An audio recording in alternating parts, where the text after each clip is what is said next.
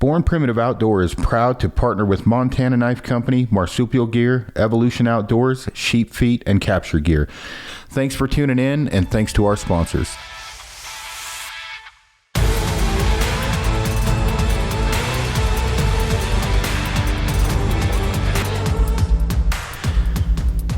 Welcome back to the Born Primitive Outdoor podcast. It is Thursday night. I say night. It's only 5, but it's dark as shit because of the time change. I've been fishing all day, not doing any work, and I've got 2 buddies on the podcast that I met this year during elk season, and that's Bill Coffin, the fittest man alive, and Jared Strang, world's greatest sniper. They are from Nantucket, and they hunted with me this year for elk. I'm totally fucking with you guys as far as that goes, but I appreciate you guys coming on the podcast.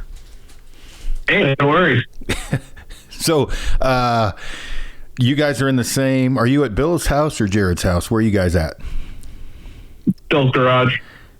That's a good place to be. I mean, it sounds a little pedophile-ish, but I get it. So will you two introduce yourselves, and then you can give your version of how we met and go from there, and then, how you met Blake and all that kind of stuff. But you guys introduce yourselves. Hey, I'm Bill Coffin, and so I've known Blake for years. He was actually married to my wife's cousin, and I've hunted with him before. And decided after the first time by myself that it just wasn't as much fun without friends. So I talked a few people into coming out to elk hunt with me, spent a bunch of money, and we made it out. We took a 36-hour ride from the East Coast out to Wyoming. And when I had talked to Blake leading up to the hunt, he was like, "Oh, I got a guide that's running rams for me for sheep and such, and it's Aron Snyder." I'm like, okay, whoever that guy is. And then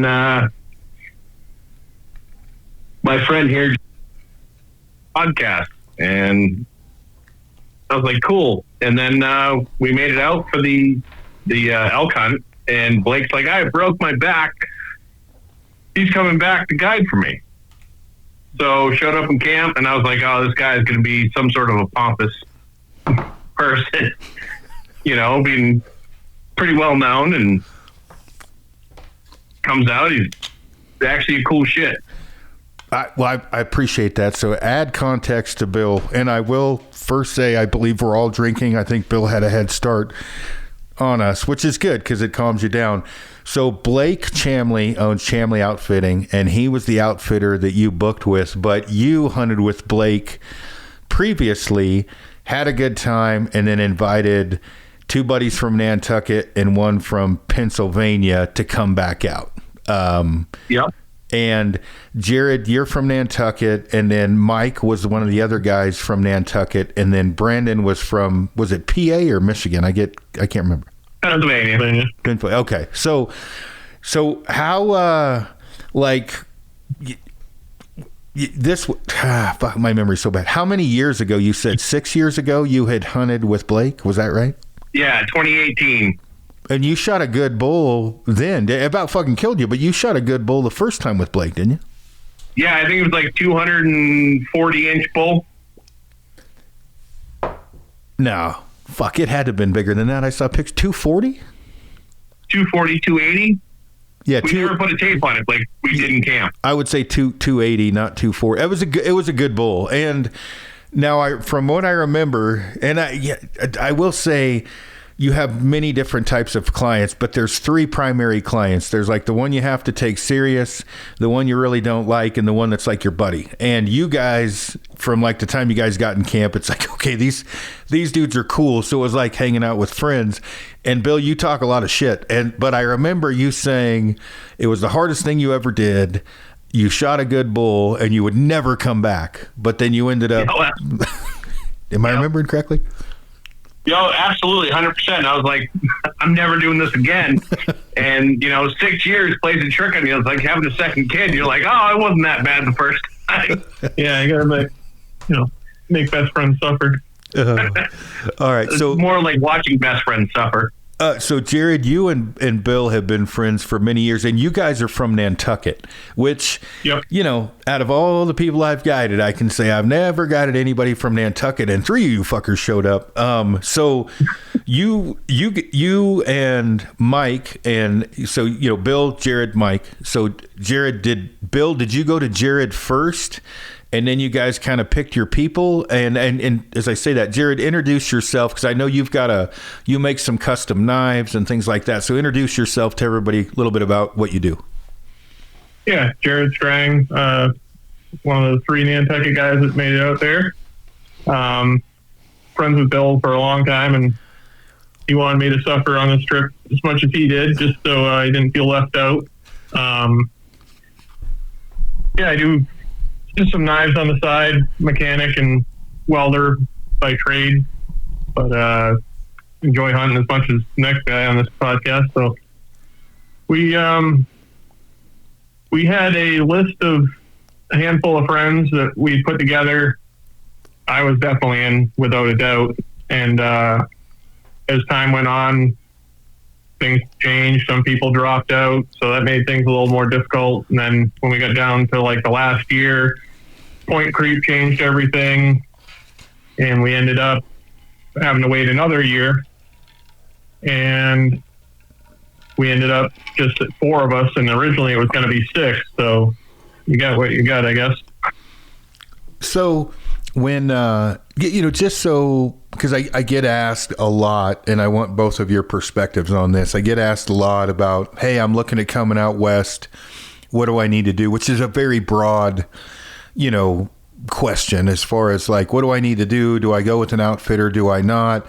What, Bill, you first going with an outfitter, the first time, which was kind of a gift, but like, what was going through your minds? Like, was gear a big issue? Was the area, was fitness? Like, talk about that for people that are looking coming from, Midwest back east, in your guys' case, the Northeast, that are worried about it. Talk about that. Yeah. So I didn't know pretty much anything about hunting out west the first time. The second time was on me, but I also just didn't have a chance to do what I needed to do.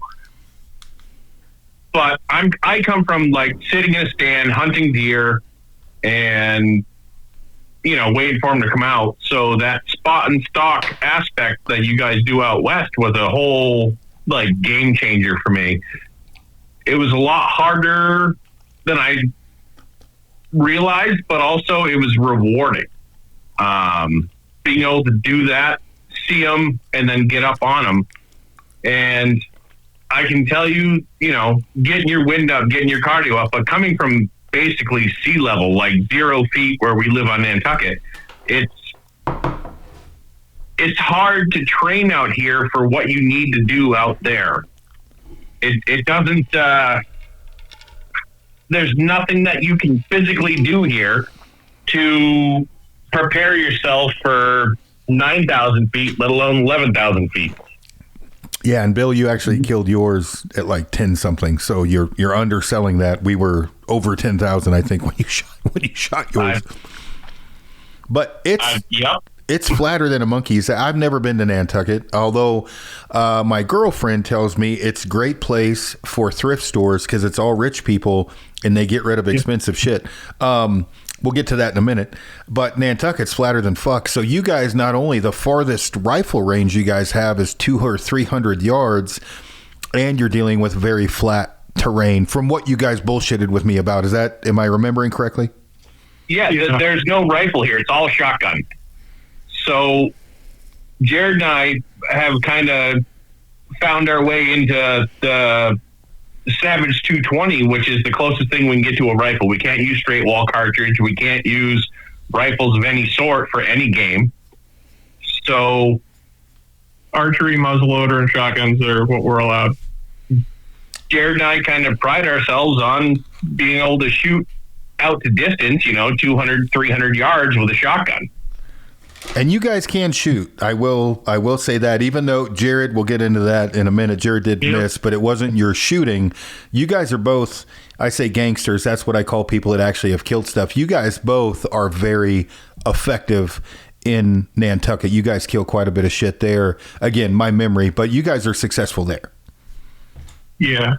And I mean, a lot of that's our opportunities. We have a pretty unique landscape with a big deer problem and not a single predator for them. And the state's been trying to deal with the situation quite a bit as of recently. And I think as of Tuesday, they just added more to our deer season to try to take the herd down.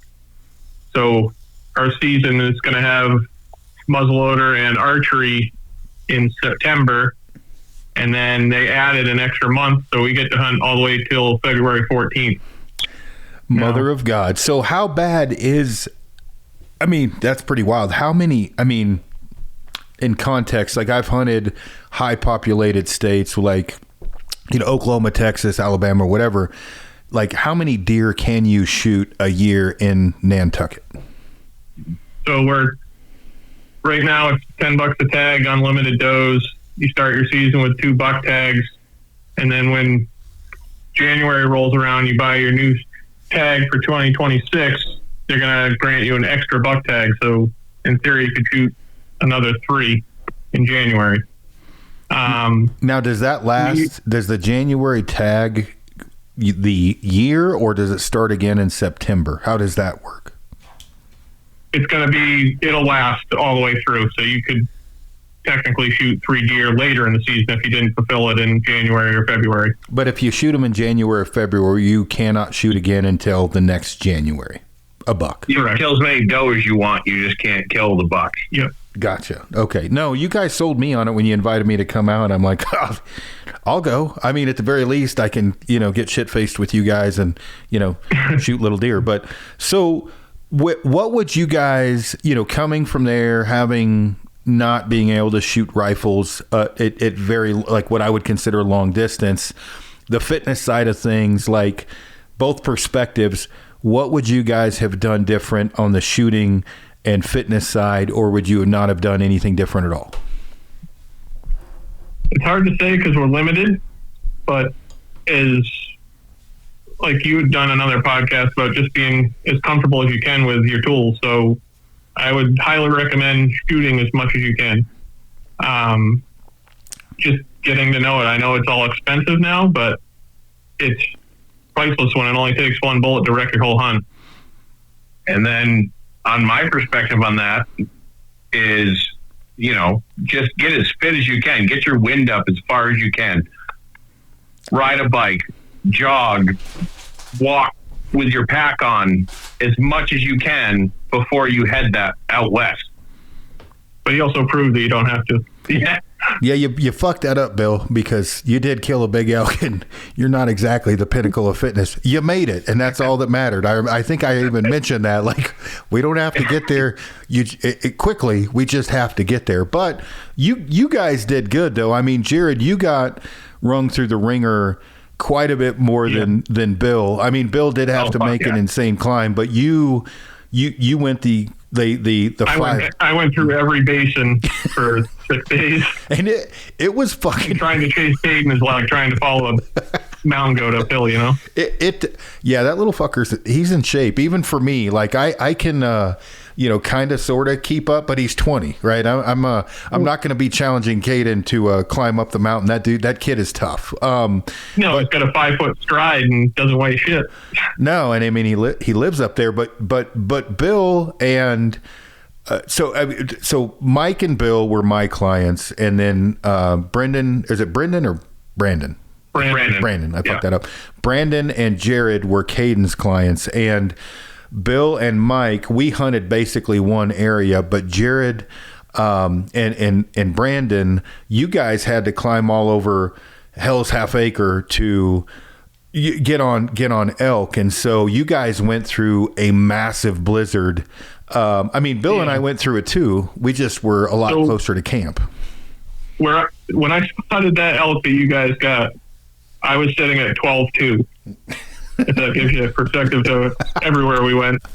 And it was fucking windy and snowy bad. Like how, so I know, Bill and I had talked about it, but like when Brandon had shot his elk, before we get into like, Bill and Mike's hunt, how bad was that weather? Because like from where we were, I mean, I've been in the mountains enough. I knew what you guys were going through, but how bad was that? So we ended up, that was the night. So we got up there and we stayed in that spike camp. Well, hold on one second, Jared. I want to put a little more context into this. So yeah. How this works, for this, we had 4 hunters, obviously, and we have a main base camp. Or when I say we, Blake Chamley Outfitting has a main base camp, multiple wall tents, cook shack, whatever, and then he has little outpost camps. And because I suck with horses and mules, I'm not at the level of Bill at sucking, where wild horses come in and untie his horse, but I'm not good. Majestic. We'll get into that in a minute. Jared had to spike out away from main camp to these little outpost camps, and so Brandon and Jared went with Caden and went over the top of Mordor into one of these outpost camps and stayed away from base camp, which is where I was at. So I was at big wall tent, wood stove, pretty pimp, bullshitting with Bill, propane heater. You guys got fucked and with a corn cob and got sent over the top of the summit in a blizzard and stayed in Cabela's outfitter tents, which blew down. So you take it from there. What happened? Yeah. So we ended up going to one of the spike camps, and it saved us about an hour ride in the morning, and that was the purpose of that. So when we showed up from, I guess, the last snowstorm where you were with all the other guys in the hypothermic event, the snow had crushed those Alaskan guide tents, and every fiberglass pole was jamming out of that vestibule like a porcupine. So we got there, we had to, I don't know, we showed up, there's probably like a little 60-pound black bear scooted through camp as we pulled in. He didn't want to hang around. Looked at the tents, started wrapping them with paracord and sticks, made them work. Awesome heat source of a jet boil. Got our stuff dried out as best we could, prepped for the next morning, and the wind and hail came all night long and just piss pounded the shit out of us. So that kind of blew over. I mean, in Wyoming, storms come and go within minutes. Got up in the morning. It was pretty clear down below, and we started hiking up and just to get some eyes on the basin. Didn't see anything. Grabbed the horses, went up a little higher, saw a few elk on the way up. There was probably a small herd of like 20 with a, we thought it was an all right sized bull. Brandon didn't want to take that one, so we passed on him. And again, it was still early in the morning, so we passed on that one. Rode up a little higher. Those elk went up the mountain and kind of like right in a little ravine, and they ended up meeting up with another herd of elk that were up there. So we tried to get eyes on them, and the wind started kicking up, and then I would say 35 to 40 all day and gusts to 50 to 60. So we tied off the horses, headed up the one side of this. It looked like an avalanche chute, but it was all just rock. Got eyes on them, and we're trying to find where the bulls are sitting, and you see a couple cows on the far side just sitting basically in the saddle of this ridge, the top of this mountain, and of course the bulls on the other side. We see his antlers kind of tip up over the peak. So we're kind of pinned down in the rocks. I came around the side of this one rock. We were just looking for kind of any way out of there without spooking everything. And I came face to face with a cow that was bedded down at maybe 15 yards. And then I look, and there's another one, and another one, and another one. And the whole mountainside came to life. And it was like, okay, we're not going anywhere now. Scoot back out. We ended up going all the way down. We hiked, got below a little knoll, cut across through knee-deep snow, came all the way up the other side, got to about 140 yards or so, and the bull had gone over the hill and into the saddle with the rest of the elk. So we're like, fuck. Sat there, glassed for a little while. He wasn't moving. We came all the way back down, went back to where we were, got up to the corner of it, and it's probably 3:00 by now, and the elk started moving over that saddle. So we're like, all right, maybe this is going to be the opportunity. It was still sunny out at that time, and then we had probably, by the time those elk had moved across the face and all cleared over the top, maybe we had like 45 minutes of shooting light left. So we had me, Brandon, and Caden got to another rock crop, glassing them. Didn't have a shot on the bull. They ended up going basically down a little ravine and up and over. And as soon as they went over, we kind of just beelined it for them.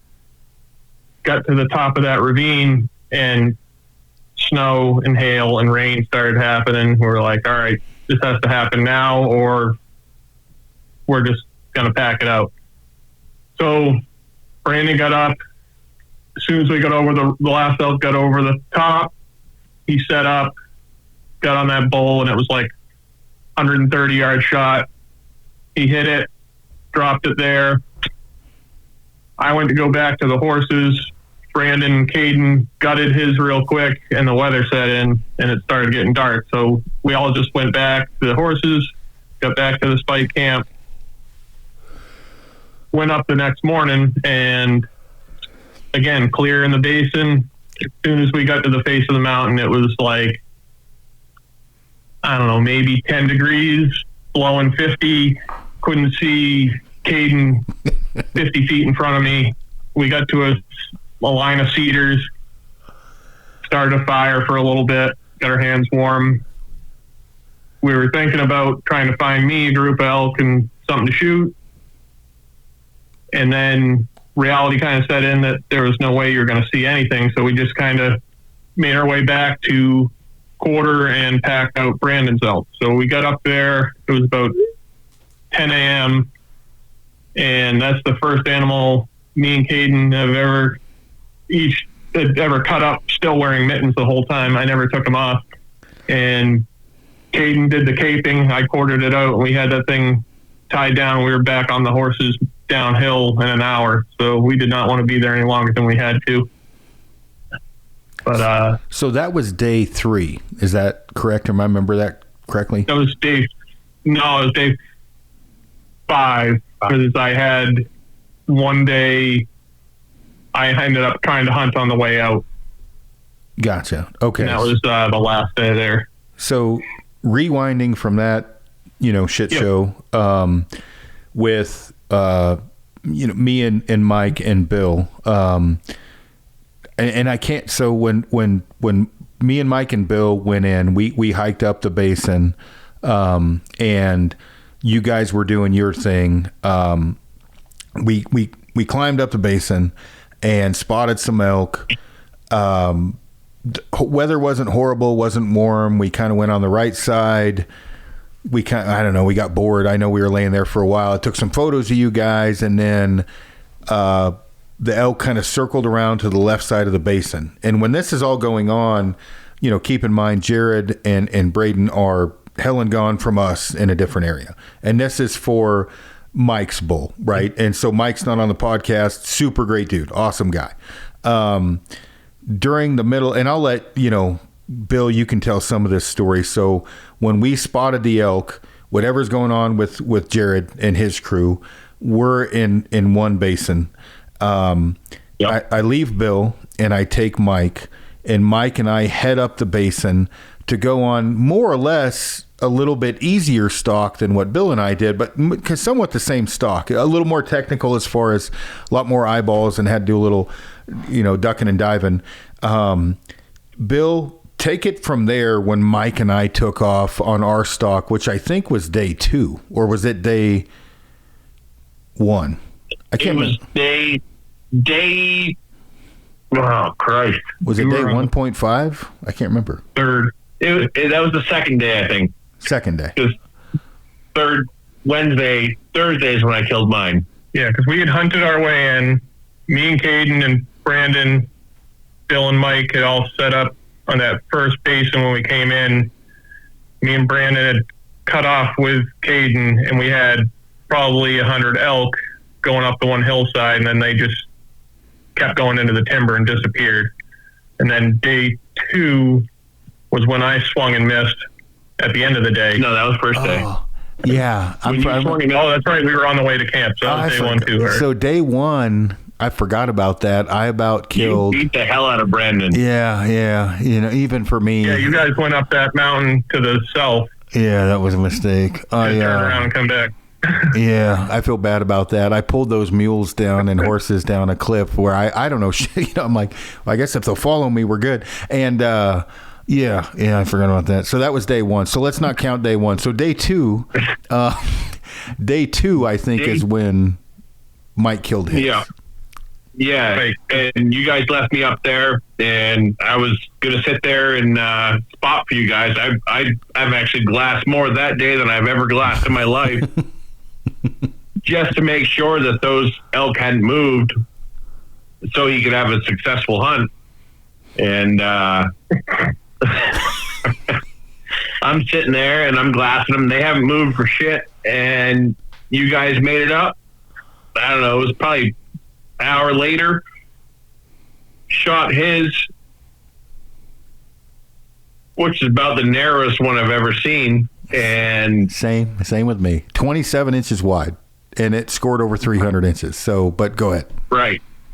And I'm sitting up there and I'm just like, all right, well, time to go. I throw my backpack down the hill because why carry it? Make it down to the bottom, side hilling the shit out of that because, I'm slow moving like a tortoise. And decided to lie down on the ground, take a nap.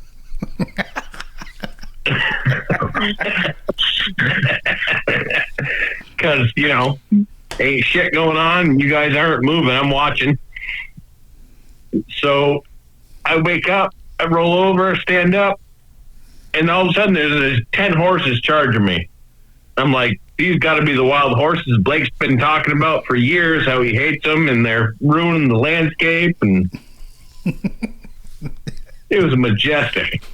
They just were running manes in the wind, and all of a sudden they lock up their brakes, they turn around, they run away, and I see a mule with a saddle on it. So just to add context to this, because at first I thought Bill was full of shit.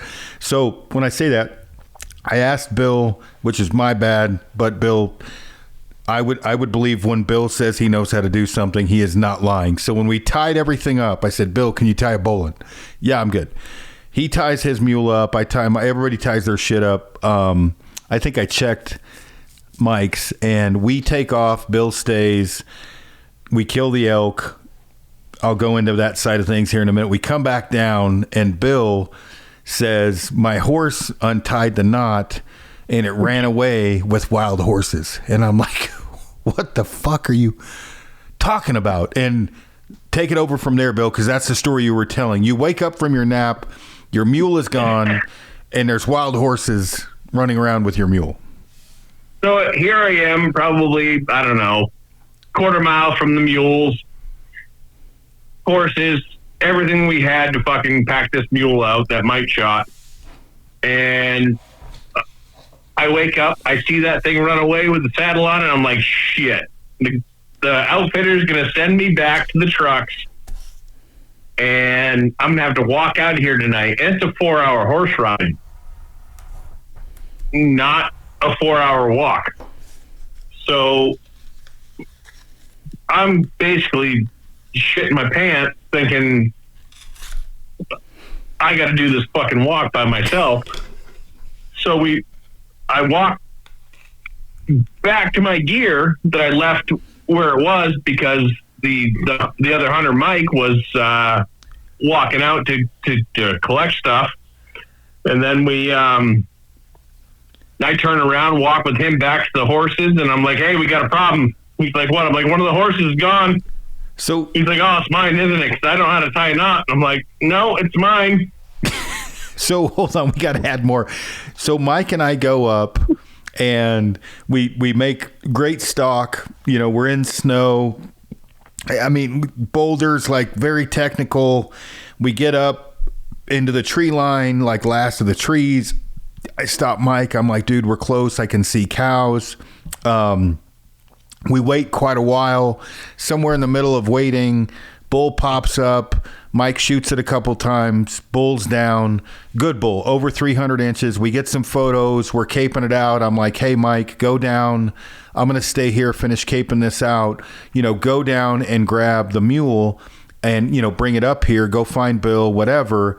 And then that's leading into when you met with Mike and you're telling your story that you're going to finish now. So go. I'm on the elk, caping it out. Mike leaves to go get the mule to meet Bill. Go ahead, Bill. So I'd already walked back and realized that it was my mule that had disappeared. Pulled a bowline knot, which is impossible. He did it because I watched him do it with my own eyes, but go ahead. Yeah, Isaac is a Houdini in himself. And then I hop on your mule because I'm like, because Mike has never been on a horse before. So I hop on your mule. I'm like, give me the reins of that thing, the lead of that thing, and I'll ride it up to where we can, and then we'll walk it up. So I hop on your mule. He hands me the reins. I back your mule up and go to give it a couple kicks and clicks and to go forward. And all of a sudden that thing's just going backwards and it starts to wrap the pack mule up in the reins. And I stop it and give it a couple whoas and then go forward again. And that thing keeps going backwards and then starts to rear up. And I'm like, no. So I tossed the reins down for the pack mule and I said, hey, hold on to that. We're just going to walk back. But as in shape as I am, I'm going to walk back to my gear and then, you know, you're going to have to walk them the rest of the way up. So I'm walking your mule, the pack mule. He's walking his horse. We get to my gear, and he packs him the rest of the way to you. Yep.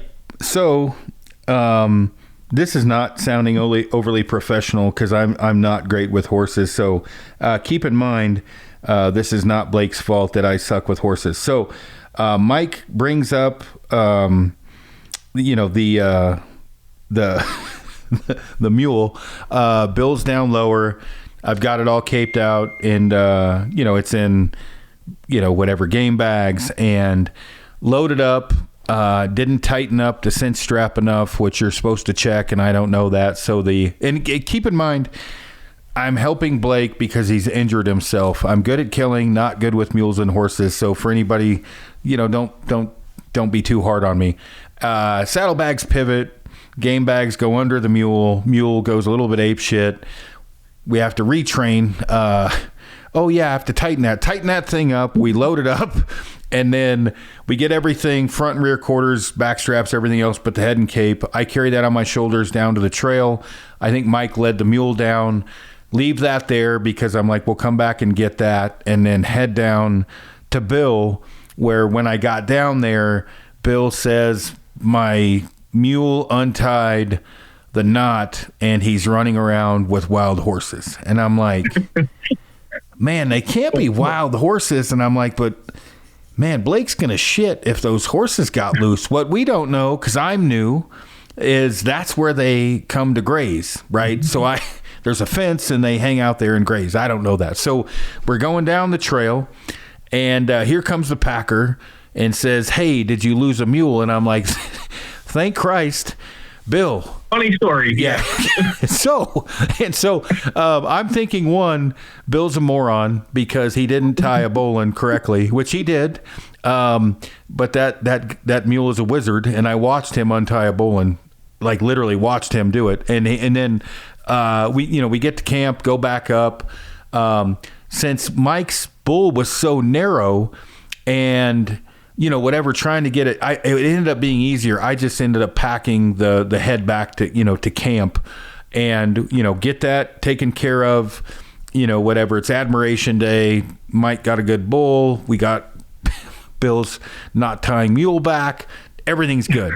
So day 2 or day 3 now, Bill and I go back up into basically the same area.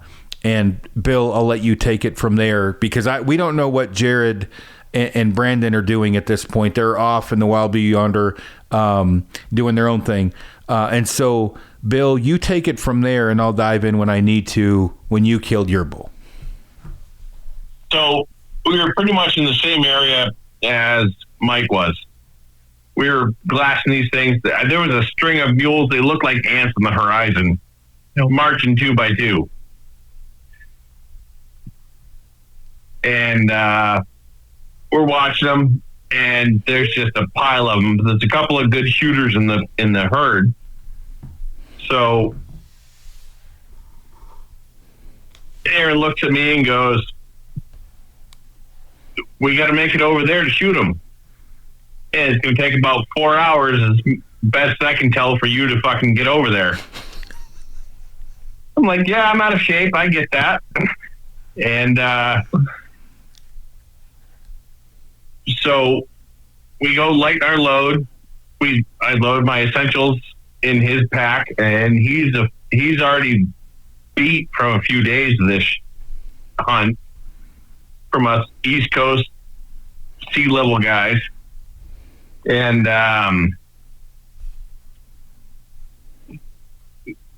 we start out, I don't know, I guess around 9,000 feet. Is that right?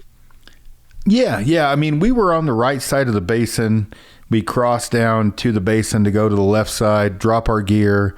And 88, 9200, somewhere in that area in the valley floor.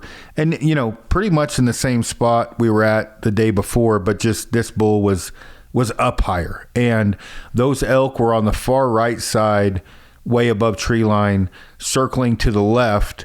And the only thing I'll add to this before Bill takes over is I get a message that says, Caden can see 100 and whatever elk. Where you at? And I'm like, yeah, we're looking at them. And it was one of those things where I could, they could come from top down, but we're in our spot. And when I say this, there was no like contention over this. I was just like, we're good to go. We're going after them. Tell Caden we're good. I can see them. They go somewhere else. And so then Bill and I take off to the valley floor, drop shit to make the climb. And then Bill, you take it from there. I dropped pretty much anything that wasn't essential. I dropped my pack. I dropped everything. We head up, and I'm slow moving. It is what it is. I got to move at my pace so I can keep my wind. And we hit a rock face. We fucking climb up that. I got a billy goat in front of me. His name's Aron Snyder, and I'm just, making it at my pace. We get up there. We get up, hour and 45 minutes, 2 hours? Way quicker than I thought. I don't know how fast it was, but it was definitely half the time that I thought it would take. So we did good. We'll just call it 2, but we got up there pretty quick. But like on the climb, you're leaving out making fun of me. I've never been to this spot before, right? So I go the route that I think that we should go. and we're climbing up, go through timber, and we hit this basically highway. I mean, it's not a highway, right? But it's wide open. And Bill looks to the right, and he was like, why didn't we go up that way? And I'm like, that's a good fucking question, Bill. I'm asking myself that right now. Like, I've not been here because it literally, we could have just walked up the valley floor and hung a left, but I didn't know that because I had never been in here. And it was literally, you could have drove a 4-wheeler up it. We wouldn't have had to climb over a bunch of deadfall and in the snow. And I know exactly where you guys were, because when I hunted on day, whatever it was, 5, we came down through all that stuff. The boulder fields, the boulder field, blow down, just going from piece to piece, cutting across. And then we come out into that valley in the meadow right at the bottom of the river, and we're like, shit. The elk are above us. We had to go back through it, up, and come down again. And it's a nightmare in there for sure. And it's not quiet. I mean, every rock sounds like you're dropping dishes that you step on. I lost my hat in there. I lost a couple things in there that, hopefully somebody in the future finds. That orange one? Fucking living in the past, Jared. So we're going up. We hit that opening before the rock cliff boulder field or whatever, and Bill's like, why don't we go that way? And I'm like, again, I was like, that's a good question. I'm asking myself that same question because that was stupid. I don't know why I did that. So we make the climb up the boulder field. I had made that by Bill. I think I posted that video. Bill's flipping me off. We climb up the boulder field, and then go ahead, Bill. So we go up to the boulder field. We find that last set of hardwoods there, right before the fucking elk on the tree line. Basically, they were in the last spit of woods. There was nothing above it. It was ridge and 3 trees. And we're fucking playing peekaboo with this thing. Once we get there, it's out. You range it. And we set up. I find a place where I can set up on a dead log. And that thing just sat there. There was a stupid spike that just lied there right in the sun the whole time. Yeah, because we were at whatever elevation, a patch of trees, and we had one more set of I say trees, bristlecomb, jack pine above us. We had some to the left, some to the right. The spike was to the right, bedded the entire time, and we had some cows to the left. And I'm going to say this: we had, and I say I had no idea exactly where the bulls were, other than they were in one of the sets of trees, either in the middle or to the left of us. We knew there was bulls there, but making the climb, we couldn't see from the other side exactly where they bedded. We were making guesses. So we were in this patch of trees, 250 yards roughly from where the elk were, but didn't know exactly where the bull was. And that's what Bill's talking about, where the spike was just to the right of the right set of trees. So go ahead, Bill. So that thing was just lying there like a moron. And we set up on it, and this thing starts playing peekaboo with us. We get there, it comes out. There it is, big bull, the herd bull, and try to set up on it, goes back in the pines. I'm sitting there. We've ranged it. We know where it's going to be, but it hasn't showed its face again. So you start working your way to the left to try and get a better angle on them, see if there's anything in there, where it's at, if we need to move. And it pops up again. It shows itself, comes right out in the open, and I'm not confident enough to just send lead at it. So I ask you for a range, but you're 20, 30 yards away, can't see it, you got to make your way back. Yep. And ethically, I probably should have just sent it, but I couldn't because that's just how I am. Yeah, no, I can't fault you for that. I think I brought that up on a podcast that I did with Bruno. Like, you can't fault a guy for being more ethical than I am. And I know my weapon, you don't, and you're using my gun. I know the distances, which I should have done better job, letting you know that, because I was like, hey, if it comes out wherever, just shoot it, you're good. Because I knew it was going to be between 175 and 300, and where I had the gun dialed, you were good. But you wanted to confirm that. And so I loop around, and literally right when I get to Bill, it's going back into the trees. And I was like, what? Just shoot it, dude. And you were like, I wanted a range. And I'm like, no big deal, right? So then it did that for how long were we there? It did that for We were there for at least a half hour. That thing was playing peekaboo. It was coming out, going back in, coming out, going back in, and it went right to left, or left to right, I mean, and it you got a good range on it. You could see it, I could see it, and I couldn't see the bone though, and I wasn't sure that was the fucking target. But then I could see, it finally put its head down. I could see it to make sure that was the target. And it wasn't a place that I had a clear shot. It was strange. It was 300 yards. There was probably like a 2-foot gap and a 2-foot gap with a tree in the middle. And where you could see it from the right of me, I couldn't get a good shot on it. For me. Yeah, and it doesn't take much, because I was back and to the right of you, but 2 feet, 3 feet, 5 feet to the right of you is 15, 20 feet or whatever you extrapolate it at 300 yards. So what I could see that looked clear, Bill was not clear when it was moving around in there. It wasn't a clear shot. So when that thing finally turned around before it got shot, it went right to left. And on Aron's page, you can see the shot. It went from right to left. It had to clear that center tree. And once it did, and I had a clear shot of the vitals, that's when I squeezed trigger. Yep. So Bill shoots it, and, on the video, it looked like it just face plants. And so I will say, and Bill, you're not afraid to do to tell me I'm an idiot, far more excited than you. I'm like, bull down, and Bill's like, we're not to it yet. It's not dead. And I'm like, no, dude, it face planted, like, we're good. And that goes on for a while. And, the elk, it had 40, 50 elk with it.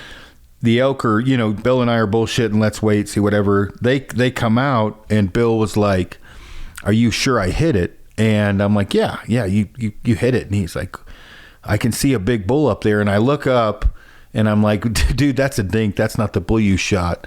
And I think you had said, no, the one to the right, which I hadn't seen yet. And I pan over, and it's a big bull. And I immediately start to panic, and Bill was not helping, right? And so I was not helping at all. So I'm looking, and I downplayed this on the Hot Wash podcast. I'm looking at the video, I'm looking at the bull, and I'm like, fuck. And I don't know. I mean, Bill, your memory's, I'm sure, better than mine. I probably looked for 2 or 3 minutes to where I finally was like, no, dude, that is not the same bull. Like, that's a different bull. It's not wounded.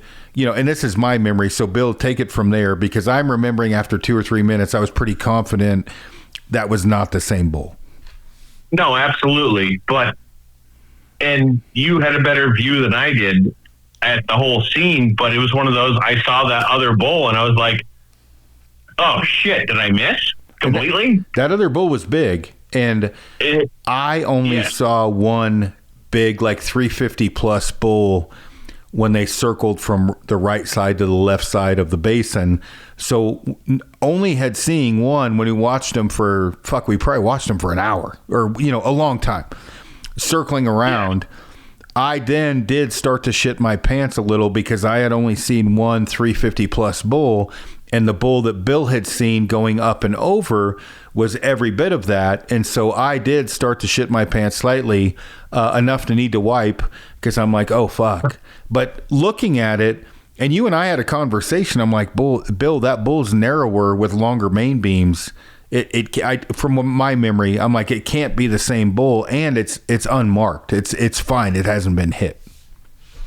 And it was just one of those, you see something that's goddamn close to what you shot, or you thought you shot, and then it runs out, and it's standing up there with a bunch of cows, and you're just like, well, I completely missed that thing. Holy hell, how? After rewatching the video 15 times that you were taking, like, there's no way I missed it, but that bull's fine, and it's as big as the bull I shot. Yeah, and so we have some cows and bulls kind of coming down, some going up and over the top. So Bill and I work our way up. We get on his bull, and it's just the bull that Bill, killed, which actually I think ended up being a bigger bull than the one we were looking at, had come in somewhere in the middle of the stalk from, I can't say the area, from a different area. And so we get up to it, and I lose my mind. I text Blake, and I'm like, dude, we killed a monster. It's got to be 4 foot wide. And Blake messaged me back, asshole, how big, points, score, whatever. And I'm like, hold on, I'm looking in the bino. So we get to it, and I'm like, this fucking thing is 4 foot wide. Like, this is an insanely large bull. And so when we get up to it, and I left this out in the beginning, Bill, you were the only one in camp, I think, that was okay with shooting a cow. Like, you just wanted the meat. I shot a cow the first day if I could have got out of the hiking. Yeah, because you just wanted the meat. You weren't that worried about horns. You just like eating the damn things. And so I like eat them, and I wanted all the friends that I talked into spending all the money to go shoot something that was bigger than what I already had on my wall. Yeah, and you had a good one on the wall. Like, you did. But I mean, again, my memory is not the greatest. Like, when we get up to it, I think I might have been more excited than you. And I've been asked multiple times, like, what was your favorite hunt of the season? And it wasn't the bull I shot. It wasn't the bear I shot. Your hunt was the funnest. And when you got up to it, minus being cross-eyed, dizzy, and about to fucking die, I think I was more excited than you were. I could be wrong, but you shed a tear, but I was fucking pumped. I was pumped. I was so messed up from being deprived of food and everything. I did hike the fuck out of you. I apologize, but you did good, man. You made it. So, hey, I did it, and I did it less than time than you said I could. So half the time, half. I was pretty well excited about that, and that's my takeaway from the whole hunt is that, you said it was going to take 4 hours. I made it in 2. But, and don't get me wrong, I'm excited as shit about that bull, and I'll never have to hunt a bull elk again because I have my trophies. But I was also upset the fact that my friends didn't shoot anything that big. Yeah, you fucked that up. Because I think, from what I understand, that was the biggest or second biggest bull they've ever killed out of that area. So, and yes, Blake said it was the second biggest bull they've ever killed out of that area. Yeah, and the widest. And when I say that, it's a legit. I just had a professional scorer come over and measure it. Legit. It's dried out, 60-day drying period, 47 3/4, and scored 354 2/8. So big bull. And because I'm not a professional scorer, whatever. So, but size or not, the coolest thing is Mike came in, killed a bull over 300 inches, and the narrowest bull I've ever seen. Bill rolls in, kills the widest bull I've ever seen, well over 300 inches, from Nantucket, you guys, I mean, I say this, but with the most kind-hearted, are the greenest motherfuckers you could ever meet when it comes to mountain hunting. And Yeah. and you guys weren't assholes. Like, it was truly a pleasure to hang out with you guys every day. And Bill does not mind talking shit. And I say this, like, it wasn't like Jared was not there. Brandon and Jared were not there. So I'm talking, they're gone. They're, doing their own thing. But Bill, you're, and again, I'm leaving Jared out of this because he wasn't there. Bill, you're also basically very mechanically inclined individual. So when we're at camp, we're talking about different shit or whatever else. So it was very good for me to hang out with two cool dudes, killed two good elk, also very good at talking shit. And Bill, whether I can beat your ass or not, you do not mind fucking with me, which was great. I love that. You will talk shit at the drop of a hat without blinking an eye, which was awesome. Yeah. Fact. So, Bill, we kill the elk. You get up to it. We cut it up. We cape about half of it, quarter it up. I go down.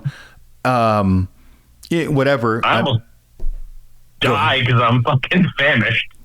Yeah, I remember because I came back up with the packer, and I'm like, Bill, everybody was bragging about how good you were at caping and quartering. What the fuck? And you were like, dude, I got dizzy and I was sick. I believe I threw out some 4-letter words and some other ones, I question your manhood. And then we finished cutting it up or whatever and then headed down the mountain. That's how I remember it.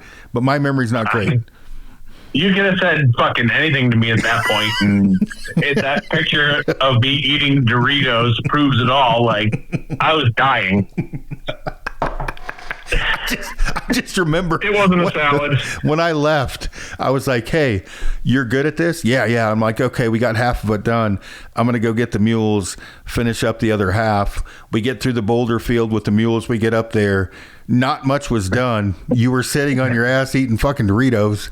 I'm like, Bill. No. And the Camp Jack brought some fucking, or I don't know what Gracie is, what they call her. It's not Camp Jack. Wrangler. The Wrangler.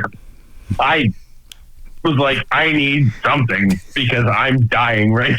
Well, and this is how comfortable I was with these guys, because I would never do this with a normal client. I'm like, Bill, what the fuck, bro? You were supposed to fucking have it finished. And I'm like, you fucking pussy. And you were like, dude, I got dizzy and I was hungry, or whatever it was you said. I was about dead. I had pushed myself to the limit, and I was gonna fucking pass out. Yeah, I believe so you. I was either gonna be face down in the bowl, or I was gonna sit down. Yeah. Which hold on one second, boys. My dog's going ape shit. Which, whatever. It was super cool. We ended up finishing. We caped it out, got everything taken care of or whatever. It headed down the mountain. And because I remember, when we headed down the mountain, everything was pretty chill. Like, the boulder field wasn't that bad. Mules did good. And we get to camp, and I think Blake was probably the most in awe because he kept looking at that bull like it was his first vagina. Like, he looked at that bull like, oh, like when I came down, I passed him to go water, the mules or whatever. And I remember him looking at that bull like, oh my, like it was a unicorn. And I don't know, Bill, if you paid attention to that, but I remember him looking at it like very, very like, holy shit. I mean, how could you not? 47 3/4 dry is fucking amazing. That thing was a monster. Yeah, no, it was pretty cool. And when I say that, like, again, it's even better that, I mean, Mike killed a great bull and you killed a great bull, but cool guys, like you, very easy to hang out with. The only negative side out of this entire hunt is my buddy Wally, one of my best friends on the hunt before, drank all the fucking whiskey on the previous hunt, so we had nothing to drink. We had no way to celebrate. Maker's Mark was MIA. Yeah. Or we had Miller's Light. Yeah, and I don't drink beer, right? So I don't drink Miller Lite. So that was the only negative side. And so we get everything hung up, hang up the bull on the grizzly pole or whatever, get everything away. And during all of this time that we're having a great time and killing, big elk, Jared and Brandon are getting their shit pushed in at a very high level. And so somewhere in the middle of that, Brandon shot his bull. And you guys were pretty much in a blizzard the entire time. Is that correct, Jared? So, but also on day 3, on the 3rd day, we went back to that station that we had all split up from on day 1 when we first came in. And we ended up sitting in there for a while, and that herd of elk that we had seen on day 1 came back through, and there was a decent 6x6 with them. And it's getting to be last light, and we creep down the mountainside, down the space, get behind these trees, and we set up. And these elk are coming in, and they're, I want to say they got to like 4:30, and Brandon's like, I'm mint at 400 all day long. We're waiting for it to clear some trees. This elk comes out into the meadow, and then 2 gunshots go off. It's just pow, pow, right off the side hill. And we're like, fuck. Well, that answers that. So as he was set up, waiting for like 10 yards in this thing, I mean, he's looking through his scope. Caden was spotting it, blasting it, and ranging it for him. And 2 dudes from the side hill shot that right out from under us. And that's just the way it goes. So we get in, we pack up our shit, walk down the meadow, we get on the mules. Those guys had crossed through. We never saw them. And as soon as we got the mules mounted up, they took a kill shot on that elk somewhere in the mountain, on the other side of the valley. And our fucking every horse and mule decided to rear up at once, and we yard sailed shit everywhere. It was a fun time. I don't know if you guys actually got to hear that story. No. And then now where you were glassing Bill's elk, Aaron, is that where you were glassing for me on the last day? Kind of. Bill and I were higher on the right. I was in the valley floor, but close, yeah. Gotcha. So on the right side of that valley, we were up on the top of that mountain glassing down in the morning, and we'd seen that bull, obviously. We'd seen another big bull with him, so we knew there were at least 2 good ones in there. And then coming down from the saddle down that valley, there was another 2. There was a smaller 6x6 and a 5x5 coming into that herd, just 2 bulls by themselves. And then there's still a handful of other raghorns and stuff. I mean, that herd was huge. It was definitely a good herd. So keep going, like what happened after that? So after that was when we glassed and you guys ended up taking over on that herd. That's when we went over the mountain. We went down through another valley, and we didn't see shit for that rest of that day. And then we finally got on those elk that Brandon ended up shooting one off of the next day, which was day 4. And then and that was when the storm came in, like that.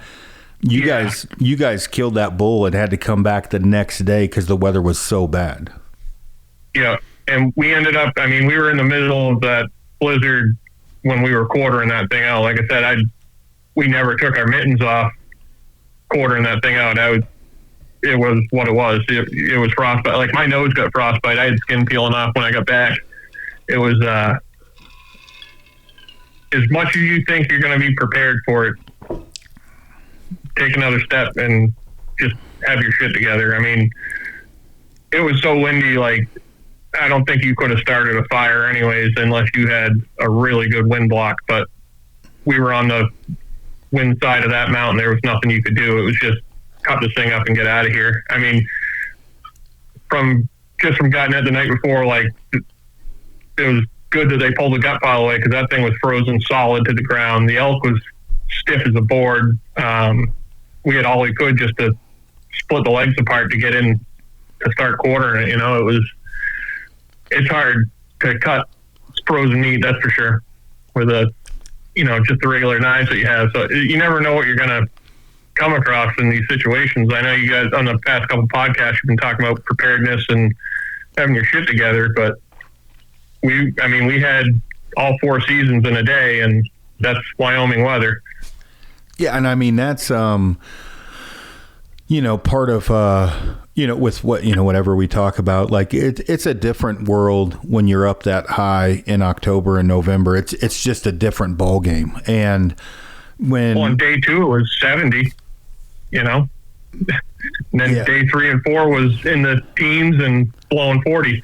Yeah. I mean, I remember on day 1 or 0.5 on the hike in, I was sweating my balls off with Brandon on the hike over. Like I was sweaty, like I had to like shed down or whatever. And then, day 2 or 1 or however, whatever, like we're in, I don't know, when Mike and I killed we're in 6-8 inches of snow. And, same thing when Bill killed his, it was fucking cold. Like it was not warm. And then after that, it only got worse because I remember after Bill killed his, I was, glassing elk for you guys on one day I caped out all the heads. The day after that, I mean, I'm talking eyelids. For me on the 5th. I melted my pants. I was so close to the fire because I was going back and forth from the spotter, fog, 30, 40 mile an hour winds in my face looking for elk. And so, it was shortened up the beard. Yeah. Oh, yeah. Oh, it was like everything you could imagine. But what would you guys do, if anything, differently after this hunt? Coming from back there to here, what would you guys do differently? I don't know if I'd do anything different. I mean, everything you do, you're prepared all you want. Again, you preach having the right equipment, and it starts with your base layers and work your way out. And having that stuff is key. Again, coming from dead zero sea level, what can you do? You get out there and you give it your all, you give it your best that you can do. In fitness, getting your wind up as much as possible. Doesn't matter if you're at sea level, just ride that bike more.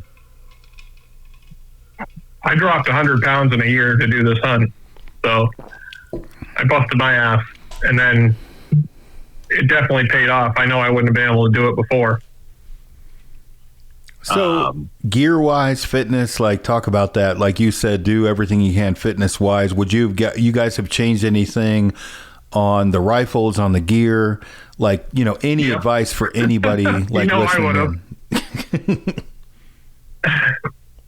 Yeah. So on my story of it, on day 1, when we got in, just before we got to the camp, that same valley that you guys ended up going for Bill's elk, we had, what would you say, 40 or 50 elk in there? Yeah, something like that. And there was a decent shooter. So we ended up on the right side of the basin, got up to a rock crop, and I think we were at 4 and change, and the elk, we got set up. I had my gun ready. The elk backed off to like almost 5, and then came closer again. He was kind of just running around with his cows. And I don't know if you want to drop names of products or whatever, but the scope I had, I was shooting a 28 Nosler, and the scope I had didn't quite do the dope that I was expecting. And for a 420 yard shot, as you called it, I sent that thing a foot over its back when I should have had pretty much crosshairs on it, and we sent them to the next basin. Yeah, and I would, not giving you excuses, but like I watched you shoot. I don't think it was a matter of you shooting, and I don't want to drop names because I don't want any hate mail or getting sued, but the scope you had on when you had mentioned what it was, I was kind of like, just went, oh, fuck, I've shot that before and it didn't work out for me either. Yeah, no, I mean, with what it is, and you can message me if people have questions or whatever, like it's not good for longer range. I watched you shoot. I was not watching the animal as much as you. You made a good shot, broke clean. I didn't see any issues, shot high. And it was a good bull. I don't know what it was, 315, 320. It was a good bull. It was literally last flight. It was quick. We didn't really even attempt to judge it. My fat ass couldn't make it to you guys in time to watch Jared shoot it. So yeah. Bill was having issues. Kitty halfway back waiting for us. Bill was having issues with the fitness side of things, so he was way back. He had our backs. Eat your salads, buddy. Yeah. He had our back. It was way back, rooting us on. And you had made the shot, and it looked like it was a good shot. Shot high, elk took off, and then windage was perfect, but it was just the elevation was way off. And that system that you're using that has kind of a drop down, you range it and it drops a dot, I have not found overly effective over 300 yards. And, it is what it is. The only thing I would have changed on that, I wish I would have brought my rifle up, because I think that bull would have been dead. Obviously, you lesson learned, blame it on equipment. I am blaming it on equipment. I don't think you made a bad shot. And then Bill, I would say, you probably, maybe, possibly, even though you still killed the biggest elk, one of the biggest elk ever killed, might have done a slightly larger amount of cardio and potentially ate another salad or two, maybe. Yeah, I'm taking recommendations. What do you want? What should I eat for salad? Well, you fucking made it. And the biggest thing, like, people have asked me a lot about this, because that bull has caused a lot of people to look at it, was like, what happened? I'm like, the craziest thing is the only fucking guy that was okay with shooting a cow shot this bull, right? That, number one. Two, like, when we left, it was I don't want to say a gamble, but like, Caden was on top, which anytime you're on top is a tactical advantage, right? Or whatever you want to call it. So I knew Bill was in a position that he could kill the bull, but I knew Caden was in a better position, but it was our basin. And I got a message from Blake, and I'm like, no, we're good. And I had texted Blake and I said, hey, if this bull stays where it's at, it's going to die. Like, and so I had kind of, whatever, time hacked out 4 hours. Bill got there in half the time, and we killed it. So it worked out great. Like, everything was fine. But I would say, like, probably on your side of things, Bill, the only thing you would change, because you got good, woodcraft, you got your, whatever you want, fieldcraft, woodmanship, you can shoot. Fitness might have been one thing you maybe would have worked on more. Maybe. Oh, I'm with you. I had a shit year, You had a lot of shit going on in your life. Like, yeah, we don't need to go into that, but you had a lot of shit going on in your life. And it just, I didn't get to the point where I wanted to be. But if I was going to recommend anything to anybody, it would be, get your wind up, do that exercise and do what you can to get that where you're not out of breath doing something simple. Keep going, push past that, and get your wind up. And again, I mean, I think you had mentioned on a podcast the other day or whatever about, East Coast hunters and stand hunters and having patience. And I think that's a huge thing too, is, yeah, you're spotting and stalking and running and gunning, but there's a time where you got to sit there and wait and be patient. Like, I'm sure you were coming unglued watching Bill's elk. Meanwhile, that's normal for us to wait a deer out coming out of the woodedge. I can't discuss what was going on in the videos I took, but yes, I was losing my mind. I've watched those videos for comical value when buddies were over multiple times, where I'm behind Bill saying multiple different things we won't discuss because I'm going to get bashed over it.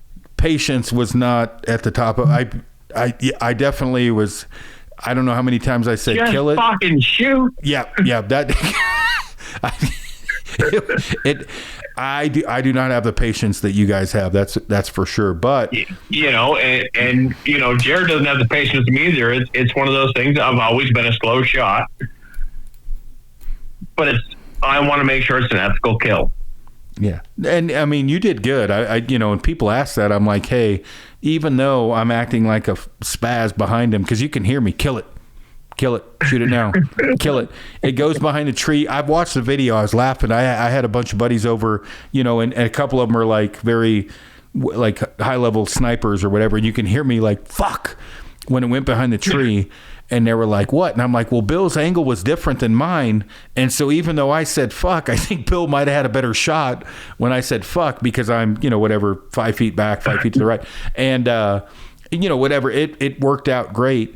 But, for a ton of guys messaged me, about coming, out west hunting, and you guys were successful. But I would say, for guys looking at coming out west, it is to get an outfitter. Like you can be successful without one, but if you have the finances, even if you have to save up a little, I think that 100%. Yeah, you're better off. And in the case like with Blake, like we horsebacked in, and Blake's a great outfitter. Like you guys had an experience that would have been much different on your own. Oh, absolutely. And you can't, that horseback thing, you can't put money to that. That in and of itself is huge. Yeah, you get to like your cliff spaces and walking into camp at night on boulders, But, it's one of those, it's an amazing experience on horseback. You have to do it at least once in your life. If you want to go out west and hunt, yeah, the self-guided stuff and all that's cool, but there's nothing like going in on horseback, going in with a guide, and then having somebody that knows the terrain to do it with you. Even if you want to do self-guided, I highly recommend at least doing your first hunt with a guide. So you know what you're looking at, you know what you're getting into. You could be a great hunter where you're from. You go into a different environment and it's all foreign to you. You don't know what you're getting into. As far as the laws, Wyoming, they have wilderness has got to be with a guide. And I think, it's for a reason. It's so people that go out there don't get fucked up and lost and injured. And it's, sometimes it's for the better that, they cover your ass with a guide. Yeah. And I think that, with the guide side of things or whatever else, like the biggest thing, like, is you're going into an area that they know there, especially with horseback, you're saving your legs, you're saving your lungs on the way in. And, it's a lot of, benefits to the client side of things that, you may not realize until you're at the, you're coming out the other end of like, oh shit, yeah, this was a huge, benefit or whatever in comparison. And you don't know that till you do it. So. And it goes with that. Even fishing, like you go to different rivers, you found it's people doing it different strategies. It's like, why is that guy getting so many, and the other guy down the stream isn't getting shit. Well, that guy obviously knows something. So getting that firsthand river knowledge from a guide or whatever, or hunting or whatever it may be, it's an invaluable tool that if you can absorb it, it's just more information in your pocket to help you. And you might take some of that knowledge and apply it somewhere else, and it might work and it might not. It's just like the gear that we use on the East Coast. Our humidity level is way different. We can get away with heavy wools and stuff like that, but you almost need that light synthetic stuff when you go out west. It's totally different. Just the way your gear is applicable to where you're at. You might have a whole different set for going out there and to where you're hunting. It's different environments, different situations. We don't need a stiff hiking boot here. Out there, it's almost a necessity. Yeah, no, it's definitely a different world for sure. Well, with everything we've talked about, as far as what things you might have been different or whatever, like, are you guys going to come out west again, or are you guys done, or what's long term? What are you guys thinking? I'm still not tagged out, so yeah, I'll be as soon as I can. I'd like to go back out. That's for sure. And I'll be back out. I just want to kill a cow. Well, And I think I have 3 or 4 antelope points for Wyoming still too, so tallying those up. Yeah, well, just whatever. Don't be afraid to get a hold of me. I'll certainly help you guys out whenever I can. But I did. It was a great hunt, and again, I said in the beginning, it's always nice when your client is or clients are buddies more than clients or whatever. Like I said, Bill fucked with me as much as anybody, which I prefer. Certainly was not hesitant to give me shit, whether it be in camp or on the side of the mountain, which I love, right? And so it was great. I mean, the only thing I wish I got hunted with you more, Jared, but Caden, Caden had you, so it was a great trip. And I have Bill's bull at my house that I got to take to the taxidermist. Bill, will you explain to people the conundrum of your bull and fitting it in your house? Because it's so fucking big. You had to measure it out. Right. So I've already mounted a bull the last time I was out there, because I figured it was gonna be my last time, because fuck that. But no, I needed to come home, measure that thing. I'd left it out there, and it needs to fucking. You might have French doors by the end of the season. Yeah. Definitely gonna have to have removable antlers, horn, whatever you want to call it, bone. But I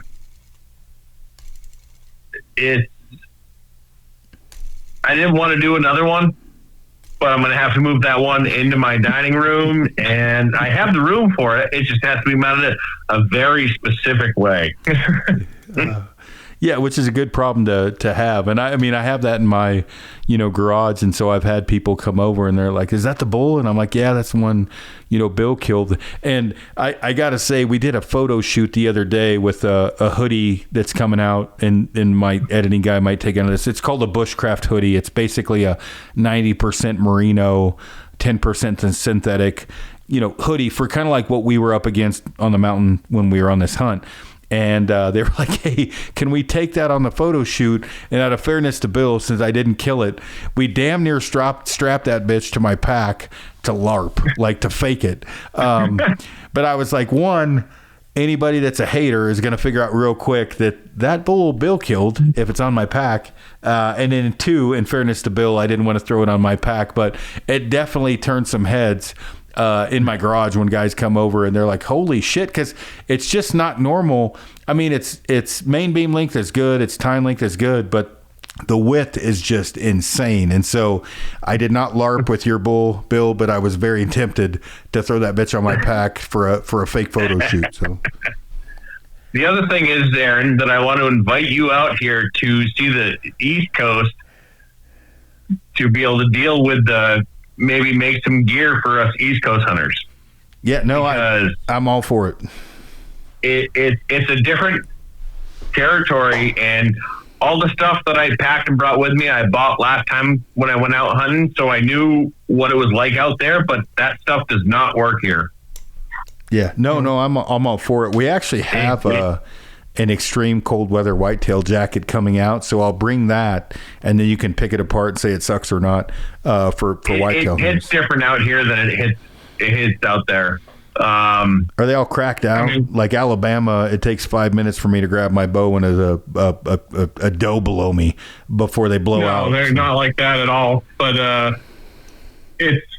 The weather, the feel, the wind out here, the wind chill, the dampness hits everything different out here than it does out there. Yeah. No, that makes it's a whole nother set of gear that you have to buy. And you can't be quiet enough.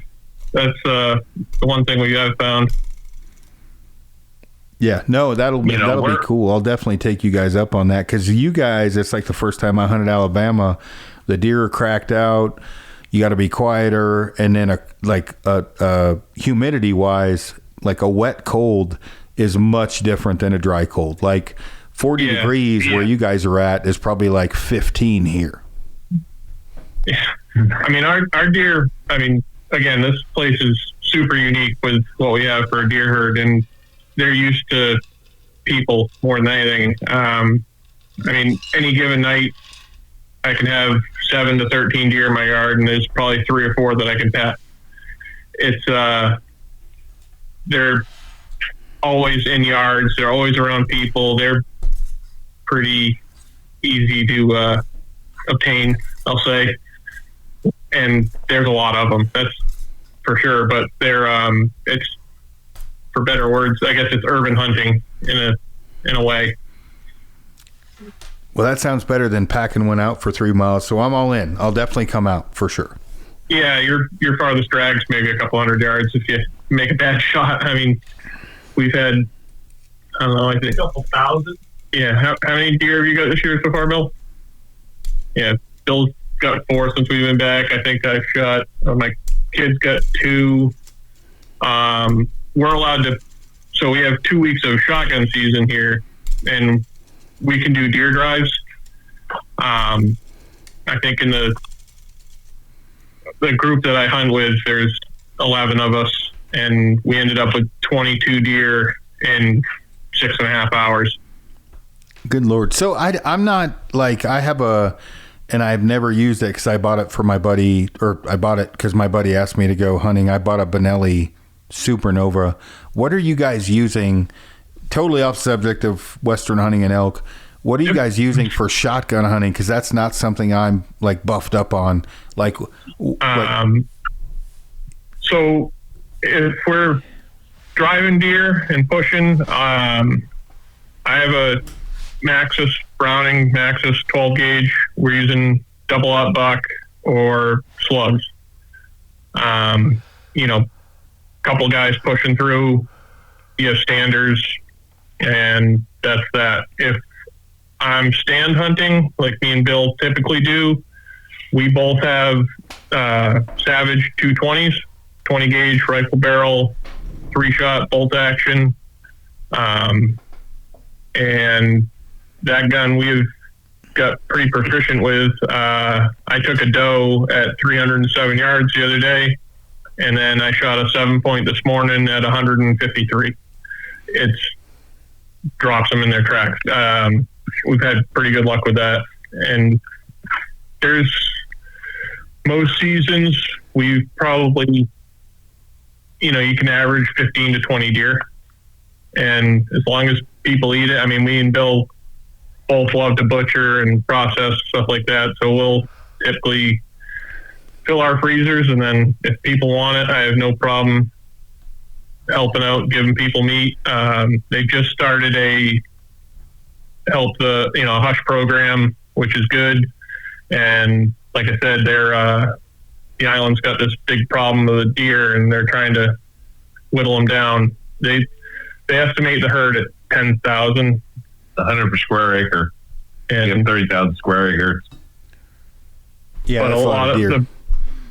The biggest problem is a lot of private residencies, and they don't want people hunting next to their house. And we have a 500 foot from an occupied dwelling, 150 feet from a improved driving surface.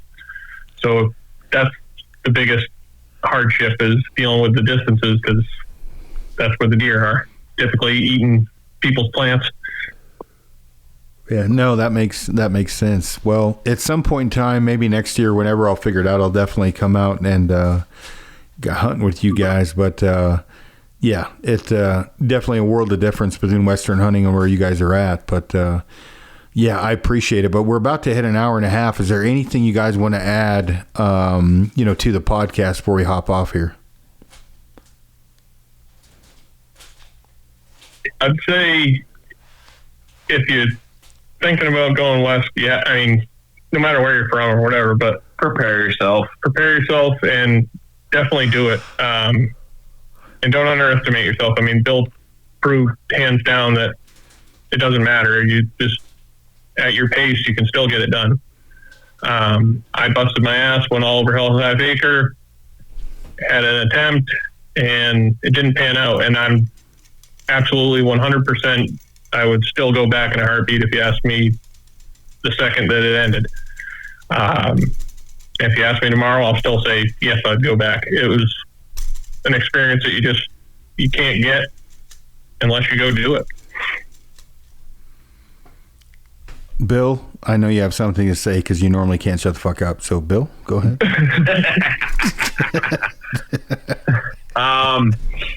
I say fucking run it, get it done, and but prepare yourself. Do what you can to make yourself fit as possible. It may not be eat a salad because that's what food eats, but. Well, I think that, whatever, like obviously you guys did great when you were out there. Bill, you got it done, killed a giant elk. Outfitter wise, I think it's better probably go with an outfitter. As far as who you guys went with, and I'll mention one more time, that's Chamley Outfitting, Blake Chamley. That's the guy who helped out with sheep hunts. Bill hunted with him twice, but definitely if you're uncertain, you have the money, I think an outfitter is a good way to go. And if you have questions on that, whatever, you can get on, I think it's chamleyoutfitting.com. But hopefully, Jared, Bill, you and I don't need to hunt with you again. You got it done. I love you, but we'll hunt in Nantucket together. But hopefully, Jared, at some point in time, you and I can hunt together again if you come out west and, draw something. But it was a pleasure hunting with you guys. I appreciate Likewise. You guys not being douchebags when you're out there. You guys were fun to hunt with. And I did not expect Bill to talk nearly as much shit as he did. So that was awesome. It was great. That's how we are. Yeah. So either way, roll, buddy. No, hell yeah. No, I appreciate it. And I again, it's always nice to leave a hunt with friends, and not some horrible experience. So I do appreciate that. So, either way, thanks for coming on guys. Thanks for everybody tuning in. And, maybe at some point we'll get you guys back on and talk about hunting tactics in Nantucket or something. Even just in the Northeast, it's a different world than out there. Yeah, no, it definitely is. Yeah, that's for certain from what you guys have told me. So I appreciate you guys coming on, appreciate the friendship, and appreciate everybody tuning in. So everybody have a good weekend, have a good Christmas, and thanks everyone. Thanks. Talk to you later.